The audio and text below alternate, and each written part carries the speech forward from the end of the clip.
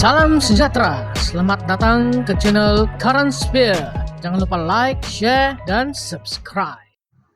Pilihan Rakyat Negeri 17. Kemana Hala 7 PKR Sabah?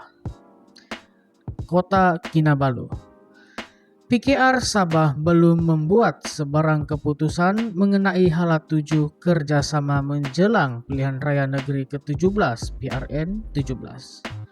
Ketuanya, Datuk Mustafa Sakmud, berkata sama ada PRK Sabah kekal dengan Gabungan Rakyat Sabah GRS atau memilih gabungan lain hanya diputuskan apabila Dewan Undangan Negeri dibubarkan. Kita akan cakap hal itu apabila kita sudah cross the bridge. Apa yang paling utama sekarang ialah kita kukuhkan kerajaan madani. Mengenai PRN, kita adalah sebahagian daripada kerajaan negeri. Jadi kita menetapkan kerajaan sedia ada dan semua ahli Dewan Undangan Negeri kita akan terus sokong Ketua Menteri hingga habis penggal. Lepas itu, biasalah. Barulah kita runding dan di sanalah baru kita tahu siapa rakan strategik kita pada PRN nanti, katanya pada sidang media di sini hari ini. Beliau ditanya mengenai Hala 7 parti itu, sama ada kekal bersama GRS atau menyertai gabungan lain termasuk Barisan Nasional. Ketika ini, katanya, PKR mempunyai hubungan yang baik dengan GRS dan atas sebab itu, PKR mahu kerajaan yang dibentuk bersama ketika ini terus stabil demi kepentingan rakyat. Sebab itu, Pakatan Harapan mendukung kepimpinan Ketua Menteri Datuk Sri Hajiji Noor untuk memastikan negeri ini stabil. Kita tidak mampu lagi bertukar Ketua Menteri setiap 2 tahun, sama seperti di Persekutuan, supaya kebajikan rakyat terjaga dan kita dapat fokus pembangunan negeri, katanya.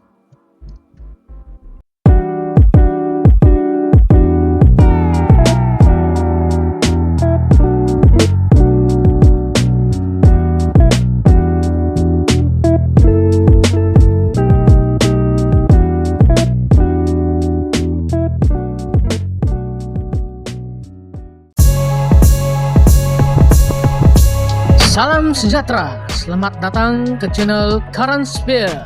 Jangan lupa like, share, dan subscribe. Rakyat Sabah tadbir sendiri negeri, tiada orang luar. Ahmad Zahid. Pengurusi Barisan Nasional BN, Datuk Sri Dr. Ahmad Zahid Hamidi menegaskan tiada orang luar datang mentadbir apatah lagi menjajah negeri ini. Timbalan Perdana Menteri itu berkata, hanya rakyat Sabah sendiri yang akan mentadbir negeri ini dan memilih pemimpinnya termasuk jawatan Ketua Menteri. Dalam hal itu, katanya, BN Sabah diberi autonomi untuk menentukan dan membuat keputusan berkaitan pemimpinnya serta soal mentadbir negeri jika parti itu berkuasa semula. Kita sudah beri autonomi kepada UMNO Sabah dan sekarang kita berikan autonomi kepada BN Sabah. Siapa yang akan mentadbir Sabah? Adakah orang semenanjung? Kita yakin rakyat Sabah boleh mentadbir negeri ini. Kita serahkan kepada rakyat Sabah untuk memilih pemimpin. Kita serah kepada rakyat Sabah untuk menjadi Ketua Menteri, Menteri dan Pembantu Menteri, katanya. Beliau berkata demikian pada Majlis Penutupan Himpunan dan Konvensyen BN Sabah di Dewan Sekolah Jenis Kebangsaan Cina SJKC, Tionghoa di sini semalam. Ahmad Zahid yang juga Presiden UMNO berkata, ketika UMNO datang ke Sabah pada 1990, ia adalah atas kehendak rakyat negeri ini yang mahukan parti itu ke negeri ini. Jelasnya, BN datang ke negeri ini semata-mata untuk memastikan kestabilan politik dan keamanan di Sabah menerusi perkongsian kuasa dengan Parti Nasional demi kepentingan rakyat negeri ini. Beliau memberi contoh ketika menjadi Menteri Pertahanan pada 2013, beliau sendiri terbabit dalam proses menggerakkan pasukan keselamatan bagi mempertahankan Sabah daripada pencerobohan pengganas Sulu dalam insiden di Kampung Tanduo, Lahad Datu. Sebagai Perdana Menteri Pertahanan, saya tidak sanggup melihat 10 anggota polis dibunuh ketika itu. Saya lihat rakan polis bersungguh-sungguh mempertahankan Sabah. Apabila keadaan tidak terkawal dan darurat diisytiharkan, masuk tentera untuk operasi. Apa yang kita lakukan ini menunjukkan bahwa kita tidak rela bumi Sabah diceroboh. Siapa pertahankan Sabah? Yang pertahankan ialah rakyat Sabah, rakyat Sarawak, dan rakyat Semenanjung. Apabila Kesultanan Negara Seberang mahu ambil Sabah, Menteri UMNO ke mahkamah untuk tolak semua tuntutan. Apa yang dilakukan UMNO? UMNO lah yang pertahankan Sabah dan alhamdulillah kita menang ketiga-tiga kes tuntutan itu, katanya. Sementara itu, Ahmad Zahid berkata 2 isu utama di Sabah yaitu bekalan air dan elektrik diberi tumpuan jika BN Sabah kembali memerintah negeri ini selepas pilihan raya negeri PRN akan datang. Katanya BN Sabah akan memastikan masalah itu diselesaikan dalam tempo sepenggal pentadbirannya jika kembali menjadi kerajaan negeri.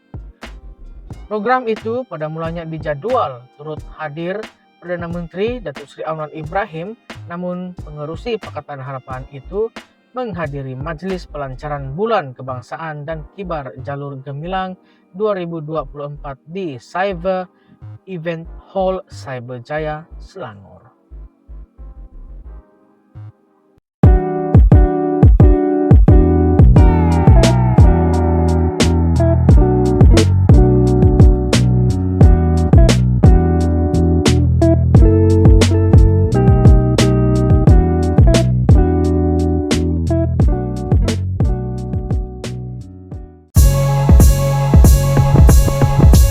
Salam sejahtera, selamat datang ke channel Current Sphere.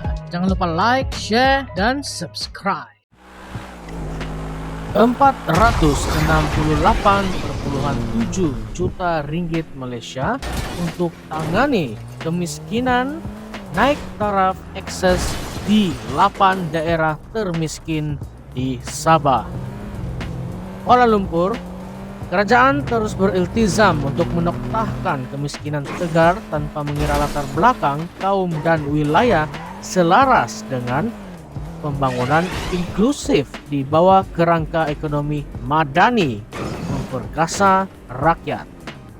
Kementerian Ekonomi memaklumkan bagi di Sabah keutamaan akan diberikan untuk memantapkan penyediaan infrastruktur, mengoptimumkan potensi ekonomi, menambah baik akses kepada perkhidmatan sosial, mempertingkat pembangunan inklusif, dan memperkukuh kerjasama antara agensi persekutuan dan kerajaan negeri.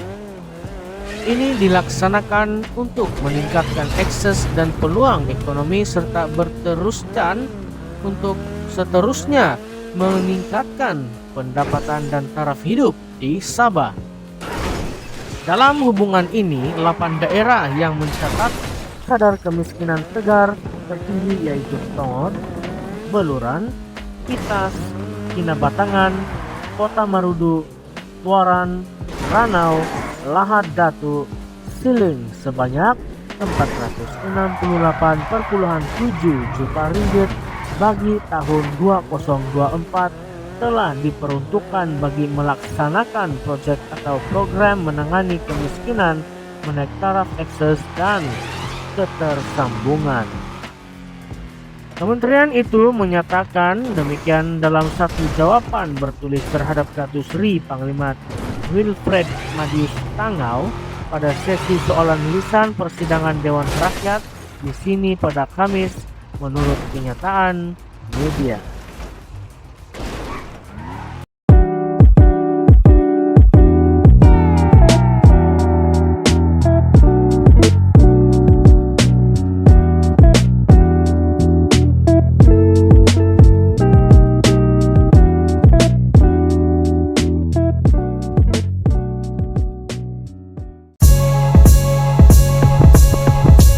Salam sejahtera, selamat datang ke channel Current Sphere. Jangan lupa like, share, dan subscribe. Golongan B40 makin terhimpit di bawah kerajaan Madani. Kota Baru.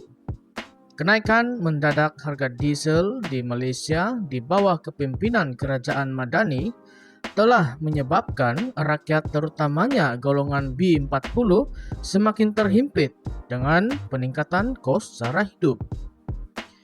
Ketua Wanita Gerakan Kelantan, Koh Fai Chow, berkata kenaikan harga diesel memberi kesan berantai terhadap barangan keperluan harian. Menurutnya, langkah itu memperlihatkan kerajaan Madani bukan mengutamakan kebajikan rakyat, sebaliknya menambah lagi tekanan hidup penduduk miskin. Kenyataan pemimpin kerajaan Madani, tiada kenaikan harga barangan tidak berpijak di bumi nyata kerana ia bertentangan dengan apa yang berlaku di bawah, katanya ketika ditemui Harakah Daily di sini. Terdahulu, pada 10 Jun lepas, kerajaan mengumumkan kenaikan harga diesel sebanyak Rm1.20 sen seliter daripada harga asal RM2.15 Malaysia seliter. Hukum kerajaan pada PRK Sungai Bakap Nenggiri. Sehubungan itu, Fai Chow menyatakan bahawa pengundi yang akan mengundi dalam pilihan raya kecil PRK Dun Sungai Bakap dan Dun Nenggiri boleh menghukum kerajaan Madani di kertas undi.